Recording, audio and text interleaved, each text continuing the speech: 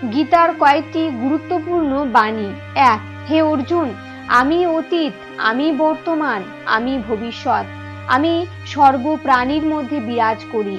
যে প্রাণী আমাকে মন দিয়ে স্মরণ করে আমি সর্বদা তাদের পাশে থাকি। 2, শ্রেষ্ঠ ব্যক্তি যেভাবে আচরণ করেন সাধারণ মানুষে তার অনুকরণ করে। তিনি যা প্রমাণ বলে স্বীকার করেন সমগ্র পৃথিবী তারই অনুসরণ করে। 3, সর্বদা সন্দেহ করে যাওয়া মানুষের প্রসন্নতা পাওয়া না এই জীবনে সম্ভব আর না অন্য জীবনে। 4, উৎসাহ এর চেয়ে বড় বল আর কিছুই নেই। উৎসাহী ব্যক্তি জগৎও জয় করতে পারে। 5, শুধুমাত্র মনই মানুষের মিত্র কিংবা শত্রু হয়ে থাকে।